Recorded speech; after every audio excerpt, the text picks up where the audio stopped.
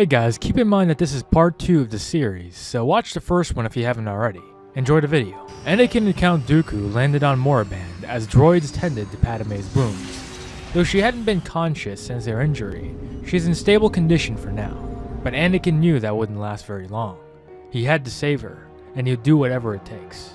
Anakin glanced at Padme a final time before leaving with Dooku onto the dusty heartlands of the infamous Sith homeworld. He couldn't believe this musty and desolate planet was once filled with decorated Sith academies and acolytes. He followed Dooku into a particular temple that housed the tomb of Darth Bane himself. But as they continued to move into the temple, Dooku stepped onto a hollow piece of floor. The ceiling crumbled as Dooku and Anakin scrambled to get out of the way. The stones created a large barrier between them. Both of them continued searching, as the barrier was too thick to move even with the Force. As Anakin strode across the ancient tombs and unknown artifacts, he came across what he was looking for, the holocron of Darth Bane. Anakin sat down and began to intently focus on Bane's holocron, and it began to twist and turn. And there he was, Darth Bane. He looked at Anakin as if he had just been woken up from a deep sleep. "Why do you come here?" Bane questioned. Anakin explained his quest to find the key to saving those he cared about. Though initially skeptical, the holocron complied. "What you seek is in the Jedi Temple," Bane declared. Anakin sighed. The Jedi would be on guard, but he had to save her. Just as Bane's holographic image disappeared, Dooku walked into the room. Ah, I see you've discovered what you needed. Nevertheless, we must get back to our ship. As they returned to the ship, however, Padme's life was fading. Anakin put his hand against her wound, helping soothe and stabilize her vitals temporarily. But it did take all his energy and focus to do so. I will retrieve the holocron. It is far too risky to leave her here. Dooku looked on with what seemed to look like concern. Anakin was about to protest, but he stopped short and nodded his head. The only thing keeping Padme alive right now was his use of Force healing, but eventually he would grow tired. Dooku detached the shuttle attached to the ship, and he went into Moraband's orbit before going to hyperspace. Dooku discreetly landed on Coruscant and made his way just outside the Jedi Temple. Obviously, he wouldn't be able to just walk in there, but he had other plans. Using tricks he had learned as a Padawan, he bypassed the security system and torched any measures that prevented him from going further. He entered the temple, remembering to keep his hood up and keep his face hidden. He also had to perform an advanced Force technique to hide his dark presence in the midst of so many Jedi. He kept on to reach the Jedi archives, where to his luck, no one was around. Until he went inside, and there she was, Jocasta Nu, looking curiously at the intruder. Before she had time to even process who or what he was doing here, Dooku shocked her with a wave of Force lightning, sending her reeling underground. Mere seconds afterwards, Dooku ignited his saber and finished her off. He quickly looked around for any witnesses, but there were none. Quickly, he looked for the holocron that Bane specified. Though it took him some time, he finally found it. But he wasn't going to let it go into Anakin's hands.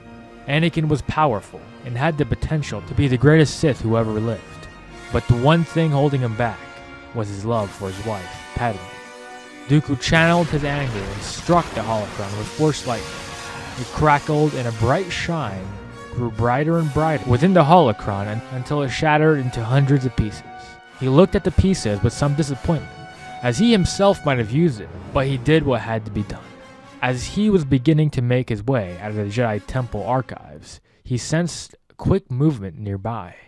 And before he knew it, Mace Windu had come out of nowhere, viciously slashing him. He barely managed to parry Windu's powerful strikes. He delicately redirected Windu's attacks before launching a few of his own. He felt a newfound thirst for revenge in Windu. Windu felt a determination to finally end Dooku and avenge not only himself, but all the other Jedi that he has affected. Dooku looked for openings while Windu continued his unrelenting attack. The battle went on for some time until Dooku began to sense something new rising in Windu. Anger. Using Force speed while enhancing his strength in the Force, Windu charged at Dooku. Dooku looked on with horror. Windu was powerful, but with the power of the dark side, he'd be even more formidable. Dooku attempted to block every strike from Windu, but with every block, he could feel his energy dwindling and Windu's growing. He continued to block until Windu broke through his defense and dismembered his metallic hands. Not even a second after, Windu plunged his purple saber into Dooku's heart, looking him straight in the eyes. Dooku gasped as Windu put his lightsaber on his head. He fell down, and things began to fade away. In the last few seconds of his life, he felt the presence of his once cherished Padawan, Qui-Gon. It is I, Qui-Gon Jinn.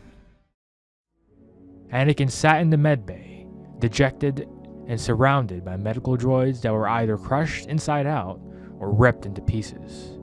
With both his organic and artificial hands, he clutched Padme's hand as her body laid lifeless. Anakin had failed. He tried everything he could to keep her alive, but in the end, he wasn't powerful enough. After he sensed the shift in energy Dooku's death caused, he knew Padme's death was inevitable without the holocron. But yet still, he tried by force of will to keep her alive with the Force, but he simply was not strong enough. While Dooku did fail him by failing to get the holocron, he knew the real culprit of Padme's death. The holoprojector began to project an image of Dooku as they reported his death by Mace Windu. After Padme's death, Anakin flew to Moraband to learn the secrets of the ancient Sith Lords. He delved into the dark side, and the holocrons of Darth Revan, Bane, Malgus, and many others fed him knowledge. He learned to utilize Force abilities that he never would have imagined to exist, things the Council kept from him. He bled his anger into his lightsaber, turning it blood red as well. From every waking moment to the depths of his nightmares, he was struck with lifelike visions of the deaths of everyone he ever cared for. Qui-Gon, his mother, Obi-Wan, and Padme. With the deaths of both Dooku and Sidious, Maul began to rebuild his underground empire. He coerced, killed, and compelled nearly all major criminal organizations to his cause. The Shadow Collective, the Hutt clans, the Pikes, the Black Sun, and most Mandalorian clans were under his direct control.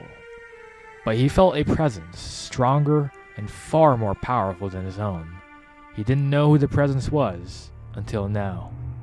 "Take a seat," Anakin commanded, standing across from Maul as he stood facing away from him, looking out onto the Nal Hutta night sky. Maul followed his command and sat down slowly, facing Anakin. "What is it that you seek from me, Anakin Skywalker?" Anakin then offered Maul a chance to build a new order, an order he will rule. Though he initially thought of rejecting his offer, he knew that would end badly for him. So he reluctantly accepted, but he had no plan to stay loyal, and he knew Anakin knew this as well. "I will join you. I will be looking forward to working towards the downfall of the decadent Republic."